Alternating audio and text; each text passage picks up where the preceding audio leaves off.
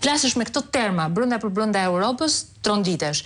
Ndërkohë që nuk e di se si në të njëjtën kohë, pra në momentin që ka nisur ky hetim për Mogherinin, nuk e di nëse nga SPAK-u apo nga drejtësia mund të ketë pasur nga ana tjetër për të parë një verifikim si ka ndodhur i gjithë ky dorëzim nga buxheti i shtetit 17 milionë euro dhe një hapësirë e tillë destinuar për universitetin ton.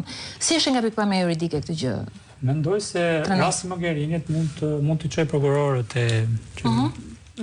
europian, në rastin tonë me Selin në Bruxelles, në Belgjik, të vazhdojnë hetimin dhe për procedurën e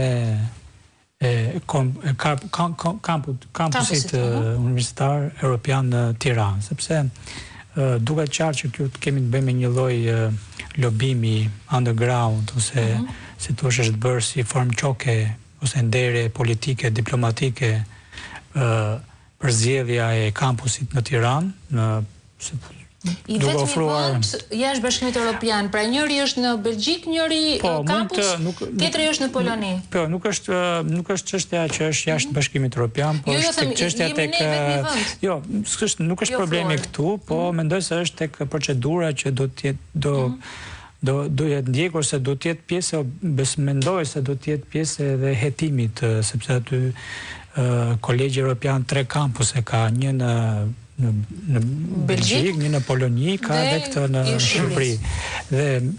Dhe kjo e Shqipërisë ka ndodhur, domethënë, vjet, në procedura ka duhet të ketë filluar vjet, dhe besoj, mendoj që edhe kjo procedurë do jetë në fokusin e hetimit të prokurorëve. Mund të shtrihet pra jurisprudenca parashikon? Jo, po patjetër, po jo në aspektin e buxhetit të qeverisë shqiptare tek që është akorduar, por në aspektin e procedurës ose financimit që merr ky kampus nga Bashkimi Evropian, sepse besoj se ky kampus do të ketë një bashkëfinancim midis qeverisë shqiptare dhe Bashkimit Evropian, dhe prokurorët belg besoj se do hetojnë pjesën e procedurës ose të parave që hidhen nga Bashkimi Evropian, sepse atë kanë kompetencë për të hetuar.